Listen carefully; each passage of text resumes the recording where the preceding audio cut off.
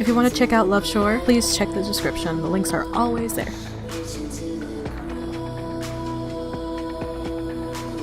Hello guys, welcome to another demo. You can back this game. I suggest maybe playing it before watching my video, just because I like when people go in not spoiled.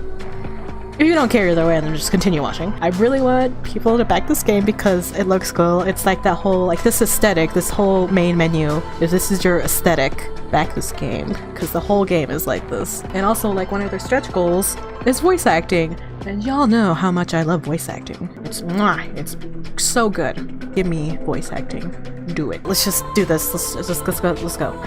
Get to choose between two characters. Let's just go with the male character, because, you know, I like to play the male character in my first run on games, so let's do it. My parents wanted a second son, and I can't move forward. How do I move forward with this game? Enter? Cool.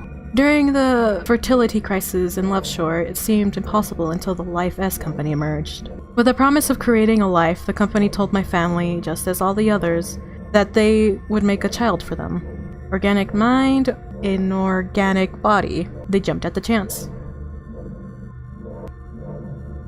Oh, are we? Oh! Oh, I love how this is going.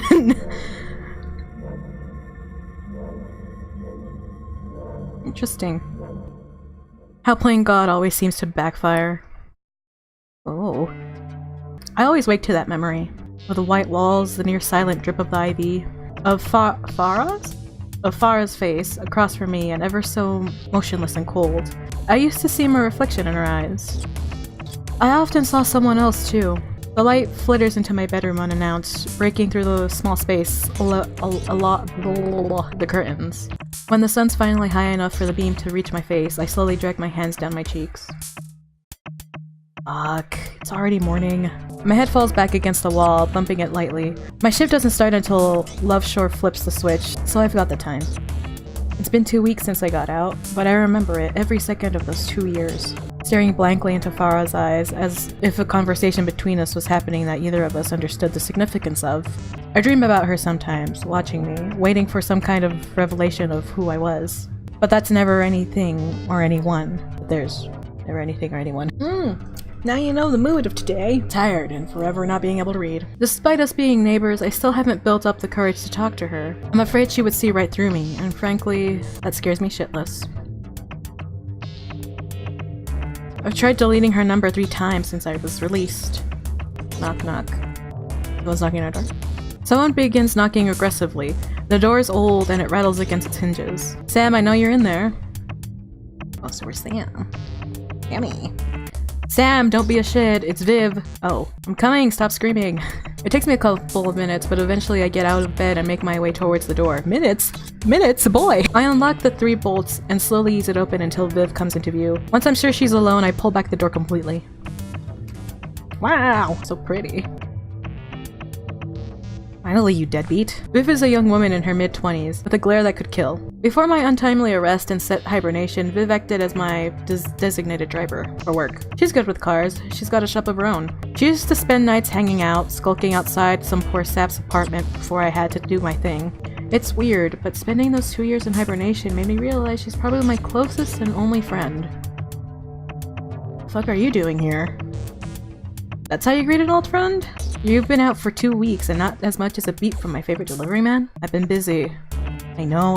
Getting your life back together or whatever. Now, is it true? Viv finally hands me the coffee she's been letting cool in her grip. I take a sip and frown. It's black. Looking nasty. Is what true? Also, this is fucking gross. I see hard time didn't grow you up any.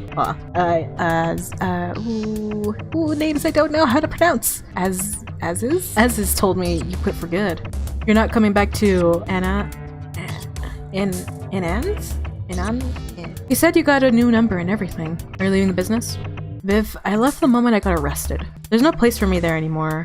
And Inanna doesn't like the record. I didn't think they'd just throw out an S-human. You'd be surprised how many people do. Viv stumbles over her words, shooting me a pitiful look that has my lips curling back in a sneer. Viv. She sighs. Her shoulders sag a little before schooling her expression into one of indifference. I know that look. This is definitely coming back. Alright, I won't pry, but if you're out for good, I'm gonna have to ask you a favor. That's unlike you. Is the business alright? The business is fine. In fact, I've got some babies that might have your name on them. They're as sexy as they can get. With what money? I don't exactly have a pension. Time to start saving, sugar. It's always called me that. I'm 3 decades older than her. Viv, I need you. One last job. A job or a job? Like old times. That it's serious. As a heart attack. She has this dark look in her eyes, cold and hard, as if she's planning on being more than just a driver in this job. Like she's planning to grab a bat of her own and take a swing. I'm worried to ask at who. Alright. I'll try to be around. Wonderful. I'll check on you later, dollface. That nickname has a dark connotation applied to me, asshole. She makes her way out of the apartment, sure to laugh extra hard at my comment. When she reaches the door, she shoots me one look over her shoulder. It's playful, and I've decided for the second time during this conversation that I missed her. Don't be a stranger, dear. You couldn't if I tried. I close the door behind her, sighing. I take another sip of the coffee in my hands and grimace before dumping it into the sink. If Viv went out of her way to find me, even though I've been cast out of the underworld, it meant something serious. I can't get her expression out of my head. Hope she doesn't do anything she'll regret.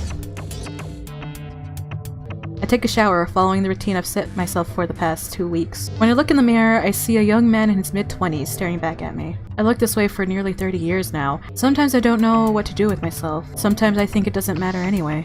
My body won't even decompose when it finally gives up. It'll be scrapped, made into shiny decal for collectors like Vivian, probably. I rip myself from the mirror and get dressed.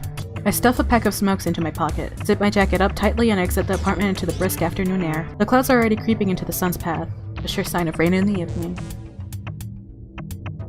Love Shore is a typical big city that never sleeps. After the I don't know how to pronounce the Prairie event? The overpopulation hit an all-time high. Love Shore's shit government decided that functioning on a 24-hour cycle will curb the poverty. Landlords were signing 2 leases, one for the home day store and another for the nighttime strip club. It's made Love Shore a shining example of capitalism. It's also a tourist trap, which makes it great for work. Well, my old work. I walk down the busy street, keeping my head low. There's too many people around, moving like a wave in the opposite direction. Each time someone bumps into my shoulder carelessly, I can feel my nerves fry.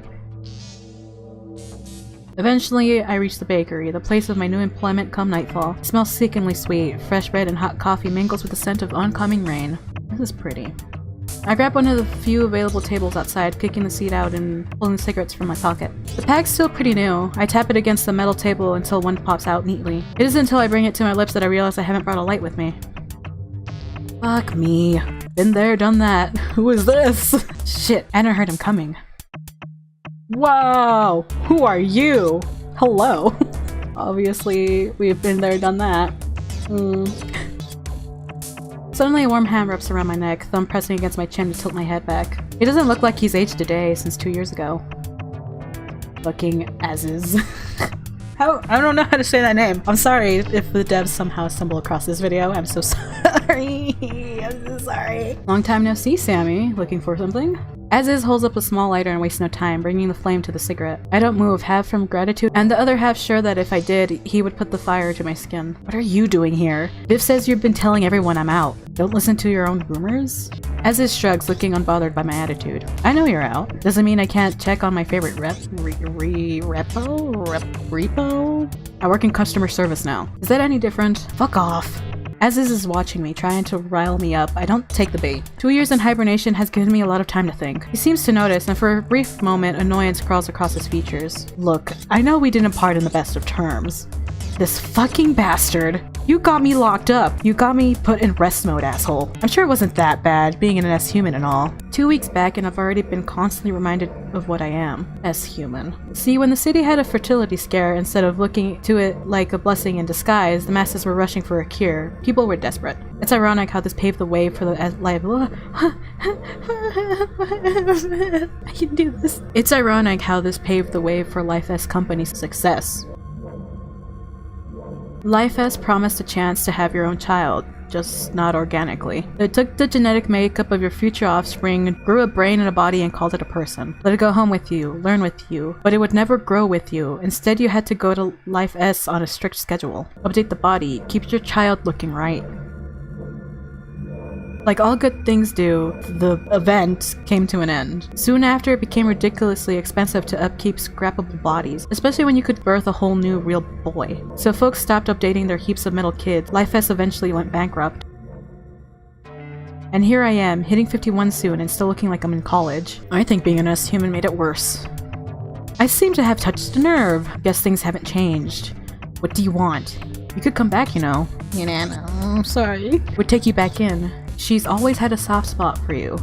I told myself I'm not picking that bad up again. I had 2 years to think about it. Aziz hounds, but I think the conversation is over. I never knew what Aziz was thinking. Back then or even now. And maybe that's what made me feel so uneasy around him. Aziz reaches out, rests a hand on my shoulder before slowly setting them down to place the lighter directly on the table. He makes it stand on its edge, in perfect balance. I get the feeling I'll be seeing you again soon. I'd rather you didn't. Aziz lets go of me. Stepping back, he shoots me a crooked smile and a wink before turning around. He stands out in the crowd like a sore thumb, but he's gone when I blink. I'm alone with my thoughts enough to pick up another smoke and wait for nightfall. Dusk arrives with no introduction, almost like flicking a switch. The city responds to it like a lost lover and comes alive. The bakery in front of me closes up, the owner gives me a nod before shuffling off. Colors explode all around, streets illuminated by crisscross fairy lights and bright neon colors. The roads clear for fast cars and fast rides, and the noises shift from excited tourists to an overture of heavy bass that permeates everything. I know how to read, I swear. I stand up, chucking the cigarette from my lips and extinguish it with a stomp of my foot. I turn around and unlock the bakery. I make my way to the back, reaching the switch to the storage room and flipping it on. No matter how many times I do this, I'm still mildly impressed. Whoa! Whoa! I wasn't expecting this. Sandy's bakery shifts before... Wow. Because... Wow. Whoa. Okay, hold on. I'm still in shock. Sandy's bakery shifts, becoming for your pleasure when moon rises. Wow. An adult video shop, the only legal job that would take an S-human with a record. If only because the night shift wouldn't wear me out. And I would probably survive a robbery. My quick work of changing my shirt to the shitty one provided by the store. A white tee with the front of it bearing, "We're here for your viewing," in ugly block letters. I've long since accepted my fate and make my place behind the counter. If I die in this shirt, it's well deserved. Sam! Oh boy. I barely have the register set up and have booted a copy of some shitty movie on the screen in front of me when the bell chimes. I don't look up. Welcome to For Your Pleasure. We're an adult video shop, so if you want the real thing, I suggest heading 4 doors down. Sam. I know that voice. I slowly look up and catch the disgruntled expression of Conrad's face. He seems tired, and his knuckles are bandaged up badly. Looks like he's finally climbed the ranks with Be Gone. He's got the same pained look in his eyes, too. You know, you're the 3rd person I've ran into today. I've been out for 2 weeks. It's a little late to start this shit. I'm not here by choice. I'm here as a warning. And Anne's got you running errands now, too? Glorified postal boy? You're as arrogant as ever. I've earned the right. Should have rotted in that cell. If you don't get the fuck out, I'm gonna call the cops. And Anna's looking for you. I fucking heard. So what? I'm out. That line of thinking isn't mutual, it seems. Look, I get it. They hauled me off, you get a pay raise, and now you're the new delivery boy. I got the message. Mission accomplished. Watch your back, Sam. Sure thing, old man. Conrad's mouth twitches, and I know some remark about age crosses his mind, but he holds his tongue. If there's one thing about him I respect, it's his If there's one thing about him I respect, it's his patience. Conrad doesn't say another word, shoves his bleeding knuckles deep into the pockets of his trench coat before exiting the shop. For such a tall man, his back looked awfully small. The night continues relatively smoothly. A bunch of college assholes come in to fuck with the merchandise and laugh with each other. Another guy stumbles in asking me if any real ladies were hidden out back, and I had to direct him to the store policy that threatened physical violence against any unlawful behavior. I spend my downtime idly flipping through old movies the owner keeps hidden under the register. I figured out the lock within an hour of the first night of my employment. I'm halfway through some bullshit called The Terminator when... Crash! I hear a loud crash in the back near the storage room. It startles me, causing me to jump out of my seat and send some of the hologram woman hovering on the desk tumbling towards the floor. Back door should be locked. What the fuck? Carefully, I move away from the front desk and lock the entrance. I make my way over to the storage room, sure to keep quiet until I reach the metal door leading to the back shelves. It's ajar, having opened from the impact of whatever the fuck was happening. For the first time in 2 years, a jittery nervousness sets into my mind, spiking my energy. I almost missed it, the adrenaline rush. Taking a deep breath, I shove the door open and push my way inside the room. What the heck? What is happening? What? Is he bleeding? The discs are all over the place, having been thrown around when the shelves gave way. The back door is open, the rain slowly spilling into the room, and there in the middle of all this disarray is a man on the floor, bleeding. Holy shit. I think there's a dead guy here. Holy shit. I can't go back to prison already. Holy fucking shit. He's breathing? I caught it briefly, the slight rise and fall of his chest. I ran up to him, and sure enough, he's alive. I check his pulse, and although it's faint, it's thrumming in his veins like the silent hum of machines. Okay. There's a near-dead guy in the shop. I gotta call the cops. Shit, no. I'm on probation. They won't believe me. Fuck. This will send me right back. Fuck. I reach out and give the man a shake. Help. Help? How? Hey, sir. Wait the fuck up. How am I supposed to help? Hey, asshole. I keep shaking him, but his head tilts to the side, completely out of it. My shift is almost over, and I have to close up shop, but I can't leave him. There's a sure way to end up in custody. I need to help him out of here. I glance back to the open door. It's raining harder now. I could drag him home. Fuck. But that's a sure way to get in trouble. Although I do know the streets like the back of my hand. I take one more look at the unconscious man near my lap. Fuck. Might have to call someone. Excuse me? Can I save? I can't get someone involved. It'll end up like last time. I won't let it.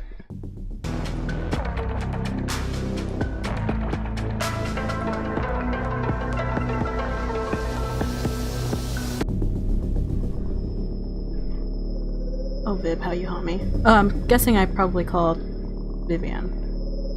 Okay, the person I actually... Oh! I didn't realize we could call her. Oh, is it timed?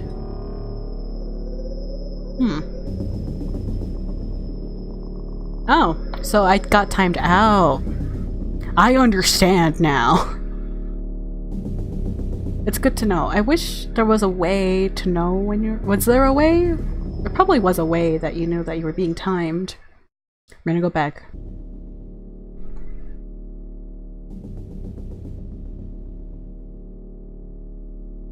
That fucking bastard, he's gonna love this. At least he'll know what to do.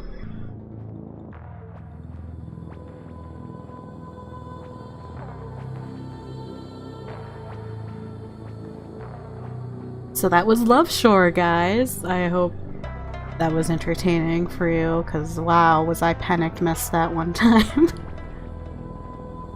But go check out this game yourself. Play Farah, I hope I'm saying her name, Farah's route. It might be different. I have a feeling it might be different. But I'll see you guys next time, whenever that is, and I hope you have a wonderful day. Bye!